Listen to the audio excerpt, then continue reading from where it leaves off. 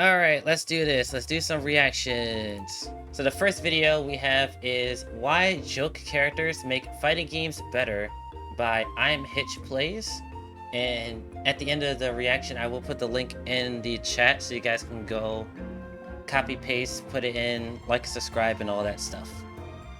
So yeah, why joke characters make fighting games better? She's like Hella but more effective and more movement. I can see that. I don't know if I would put her as better than Hella. Personally, I think her headshot damage is higher than Phoenix. It's just that Phoenix has like the AoE like attached to it, but I think Hella does more damage, like shot per shot, I think. I could be wrong, but I think Hella has like a bigger headshot damage, I think.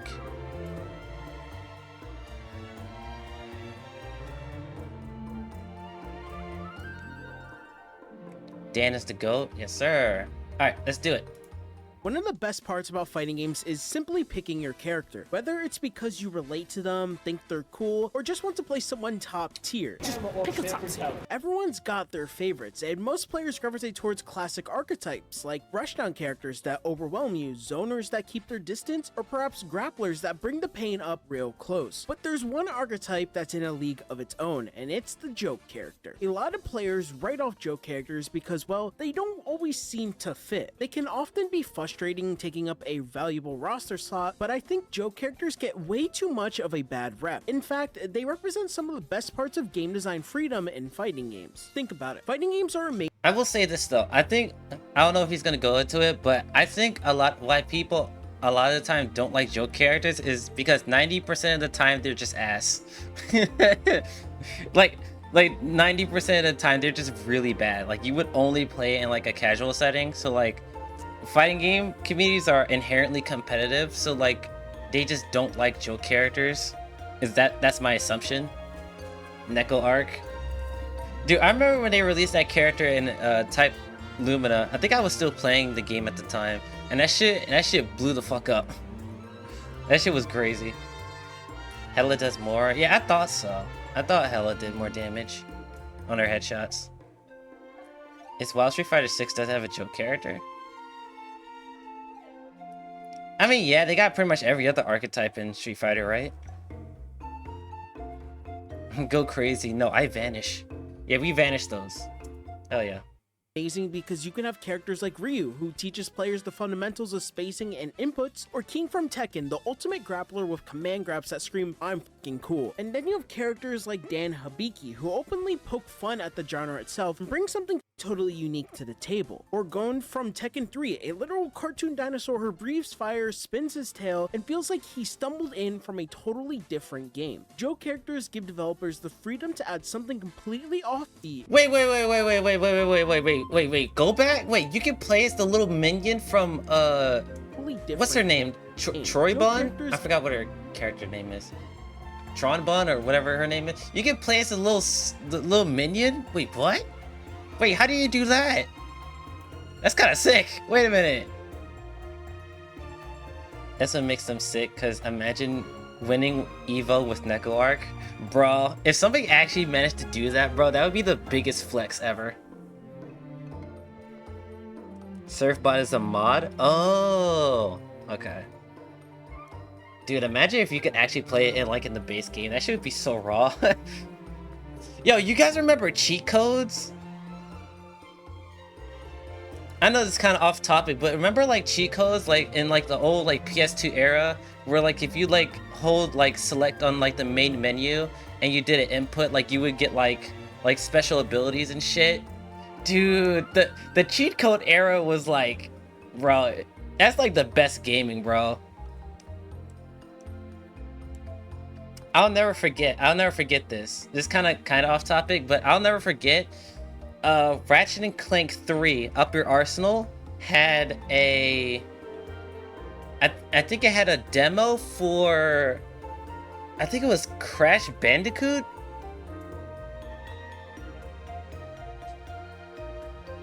I think I had a demo of Crash Bandicoot, like the next game. No, it wasn't Crash Bandicoot. Was it Spiral? I'm trying to think. It had a code for like a game that was coming out, and like you could like input a code like on the main menu, and like you could play like a little demo version of the first level, and that shit was so gas. I forgot what game it was though. I'm gonna have to look that up. GTA cheat codes, yes! Dude, I would, like, back in the day, I would never play, like, the actual story of GTA. I would just do the cheat codes and just fuck around. I don't know if you guys did this, but remember San Andreas had the 2-player co-op mode? Dude, the only time me and my brother actually got, like we actually, like, hung out together and it wasn't toxic, like, is when we would play games together. And we would try and play San Andreas co-op, and we will always do the infinite ammo cheat code, and we would do rocket launchers, and we would try to cause as much mayhem as possible. Just rocket launchers and infinite ammo, and we just blow shit up for like 3 hours straight. It was great. Turn on God mode cheat code, exactly.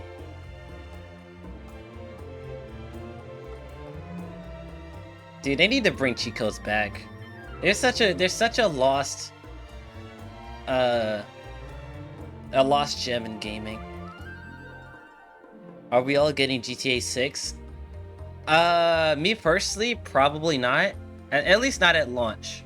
Probably not at launch. Maybe when it goes on sale. Unless something like really blows me away. But I'm not really like, I liked GTA 5. I really liked the game, but after you beat the main campaign, it's kind of like whatever, you know? And I also don't think it's better than like San Andreas or Vice City. I think those two games are better than GTA 5. Still a good game though. Same with unlockable characters. Yeah, unlockable characters too. Yeah. Alright, let's go back to the video. Give developers the freedom to add something completely offbeat, and in a way, they remind us that fighting games don't have to take themselves too seriously. In today's video, I'll be making the case that joke characters are as essential to a fighting game as a base roster or any other archetype, and if you're into this kind of content, please leave a like and subscribe on the video, because I will be deep diving every single thing when it comes to fighting games on this channel. Let's start with the main man himself, Dan Hibiki. Dan is a classic example of how to make a joke character really fun and engaging. He's designed as a parody of Ryu and Ken, and his over-the-top attitude and moveset highlight his lack of seriousness. But what makes Dan so memorable is how the developers make him entertaining without giving him any clear advantage over the characters he imitates. Take Street Fighter V for instance. It's a game of complex characters and unique combos, yet somehow Capcom made Dan one of the most interesting characters to play. In Street Fighter V, his moveset feels carefully crafted, paying homage to his past while adding a lot of depth to his character. One of Dan's standout mechanics is the Dankuken Fireball, which has a short range but can be cancelled into other moves, allowing for creative combos. Dan's V-Skill 1 is a versatile taunt that can cancel into other moves, allowing for creative So he just has like just special cancels? Is that like his gimmick? Where like he could just special cancel into other specials? Is that like his gimmick type thing? Why work for the characters when I can use cheat codes? Nah, facts, bro. combos, extensions, and even making certain specials safe on block. His V-Skill 2 is a standing taunt that builds meter, but can also be cancelled into specials or other normals, creating perfect frame trap opportunities for you against your opponent. Its only real drawback is that it leaves him highly punishable if it is blocked. Dan's V-Trigger 1 lets him charge his fireball either as a cancelable projectile or a fully charged guard breaker that opens up a chance for follow-up attacks. With V-Trigger 2, Dan gains new options for both his fireballs and dragon punches, further expanding his his toolkit and adding layers in his playstyle that was not in previous games. Street Fighter V turned Dan from a pure gimmick into a character with surprising depth and skill potential. At one point, he even launched with an infinite combo exploit where he could loop his fireball and normals indefinitely. To fix this, the devs turned Dan's fireball into kind of a gotcha mechanic, meaning it occasionally fires a rare red projectile that mirrors sort of Ryu's power. This mechanic is perfect for Dan. He's not supposed to be skilled like Ryu or Ken or any fireball user, but every now and then he taps into that potential that Ryu and Ken and other Shotos have and becomes the Dan he really thinks he is. See, Dan is an arrogant character and he thinks he's the best person in the world, but obviously we know Dan is supposed to be bad. And that's how you design a perfect joke character. See, Dan is a perfect example of bringing in a casual audience in your game. Another character that I feel is a great... I want to say this though. I feel like, I don't know how strong, like actually strong Dan was in Street Fighter V, but like looking at that brief like summary of his character, he sounds broken as fuck. Special cancel into special cancel and special into normal cancels. Like he must have had like very like bad like matchups or some shit. Unless he was like actually good at Street Fighter V, I don't know. But like his frame data must have been atrocious or some shit. Alright, here we go. Neko Arc, here we go. Great example of this is Neko Arc. Even though Melty Blood is a big game in the anime space, it's relatively small compared to other fighting games like Street Fighter or the Guilty Gear series. But I know a handful of people that specifically bought Melty Blood when Neko Arc was added into the game as DLC.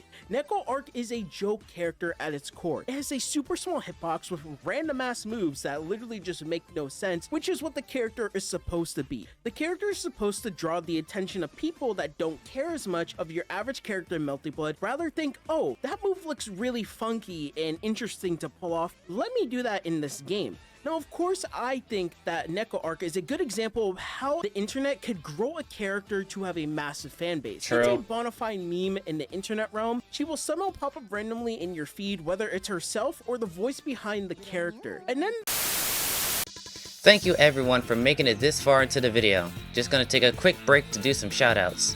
First, shoutouts to my friends' channels. Please consider checking them out as they provide a variety of content, so at least one of them will have something that you'll enjoy. Second, if you live near the York, PA area, please head down to Ready Up Gaming Lounge.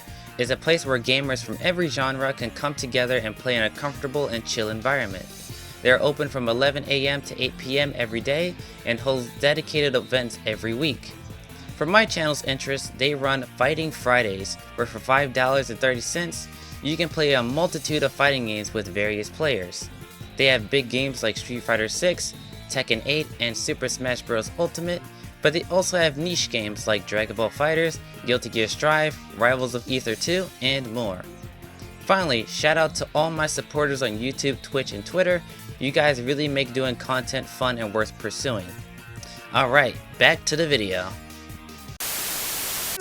Nah, deadass, bro, deadass. That was literally all the internet when she came out in Type Lumina. Like, and even then, sometimes I'll get like a Neko Arc meme and like my YouTube shorts or some shit, like randomly. And I was like, I'm not even watching the game, and it's just like, oh, random Neko Arc for some reason. And I was like, but it's great. A lot of the time they're funny. He's only good in Street Fighter V. He's ass in every other game. Oh, okay. Well, okay, that explains a lot. Neko Arc is a great character if you want to turn Melty Blood into MVC2. Oh my god. Alright, I don't know anything about this character, so I'm gonna let y'all handle this one.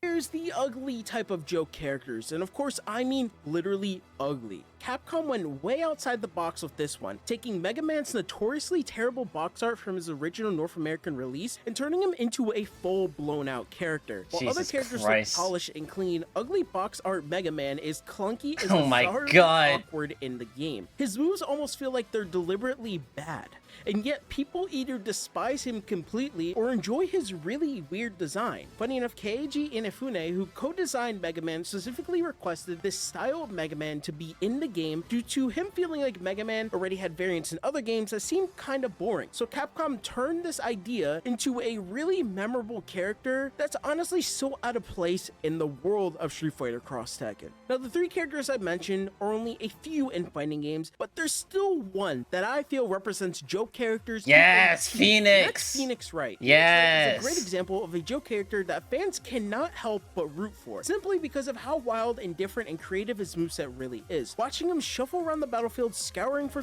Dude. Yo, Eldo hit me with a copyright infringement, bro. I'd never forget that shit, bro. I'm still trying to pay the debt off, bro. What the fuck? And landing attacks that involve everything from sneezes to literally yapping off your opponent's ears with evidence is truly entertaining. His moves even include the judge himself passing judgment on the opponent, adding a final layer of absurdity. The way he's designed shows just how creative developers can get when they lean into the personality of the Joe character. Phoenix brings an entirely new style to the game, one that's humorous but still rewarding. When he finally lands that game-changing turnabout mode, he embodies the true potential of his archetype. One that adds depth, personality, and a dose of unpredictability that no other characters can match in a roster. I'd be doing the fighting game community a disservice. Dude, I still remember that shit. Pull the short up? I have like... Can I do that in like in a reasonable amount of time? Let me see. I have so many shorts now. Like I have hundreds. Let me see if I can find it. I have all of them saved on my computer. So, I know I have it here somewhere.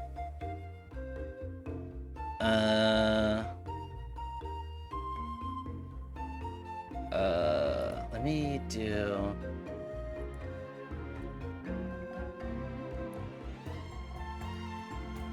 I think this is it.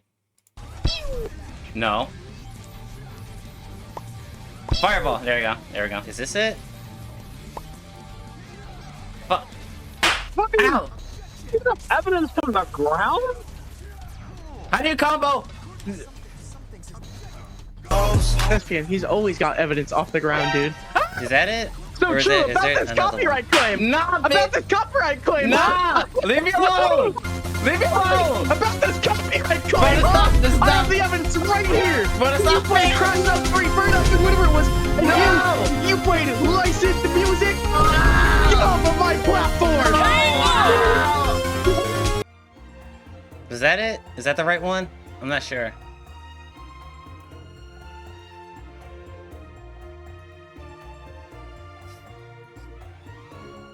Okay, it was. Okay, okay. I just had to make sure. I had to make sure. Because, like, sometimes, like, I pull out the wrong one. I couldn't even hear it on my end. I couldn't even hear the audio on my end. I hope you guys could hear it. Because I couldn't. Alright, it is? Alright, cool. Alright, let me get rid of that now.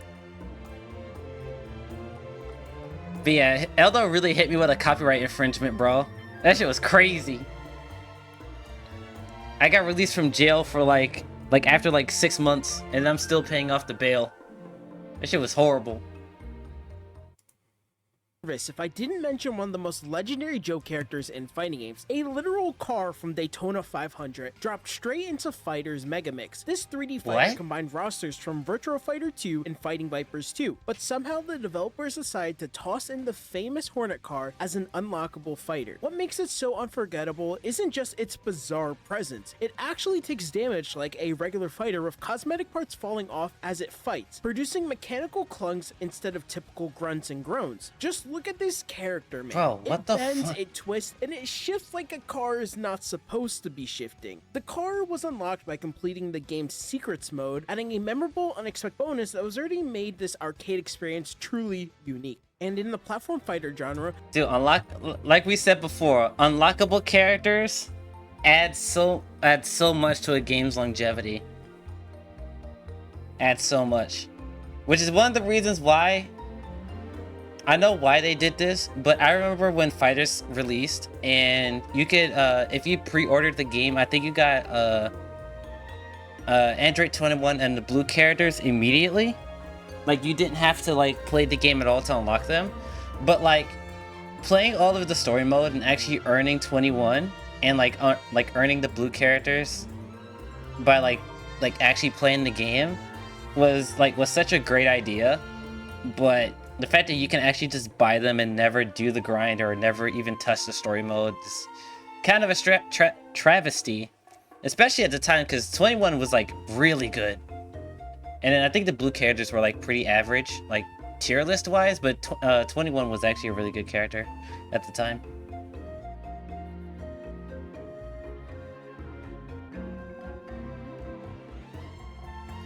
Oh yeah, if you had the season pass too, yeah.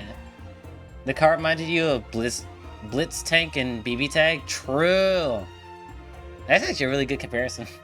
This got a fucking tank with a fucking skull on it. Okay, Smash characters, here we go. I mean, I don't know if it, well, I mean, Smash is like literally just cameos the video game, so I don't know. I mean, I guess there are joke characters in Smash, but like, I feel like a lot of them are just like cameo characters, like, I don't know. We'll see where he goes with this.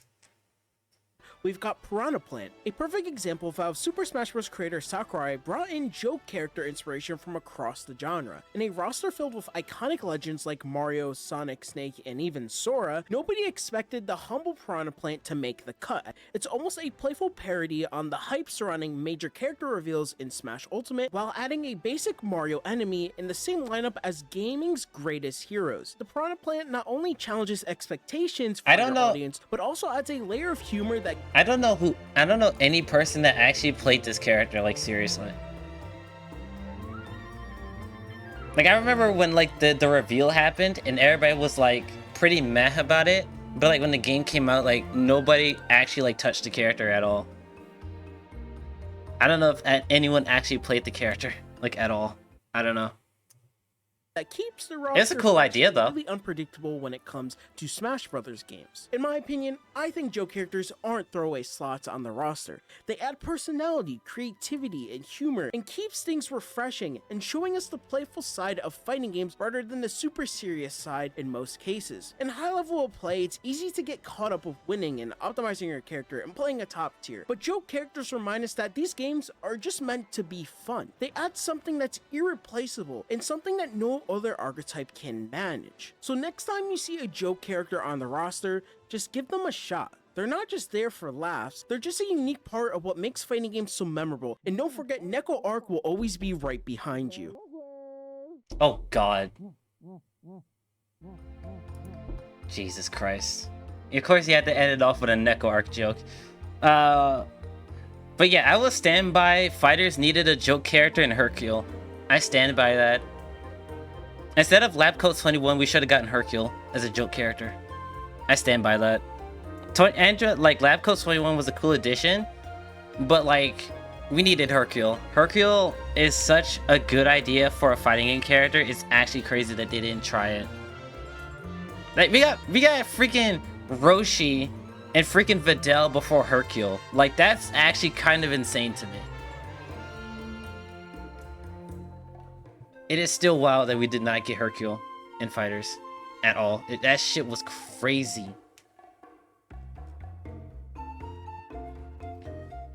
Roshi and Krillin holding down the joke character spot to this day. I don't even know, cause like, here's the thing, like joke characters and like non-fan favorite characters are not the same thing. Like, Roshi and Krillin, like, have, like, dedicated roles within the series and, like, have, like, actual meaning to the story. And, like, Hercule does, too, but, like, he's not a fighter, like, in the Z Warrior sense, you know? Like, he's not, like, the main crew. Whereas, like, Krillin and Roshi, like, they are. I will say, though, giving Krillin rocks to throw at people is an ingenious idea.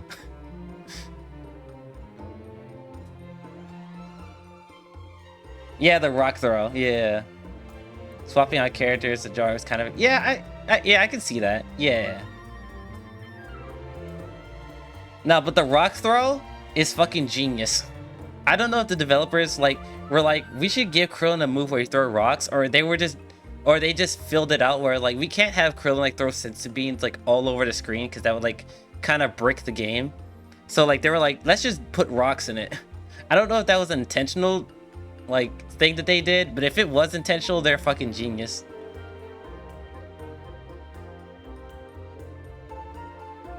Give you a One Piece fighter where Foxy is a joke character? Bro, I'm down for that shit. Alright, that is our first video.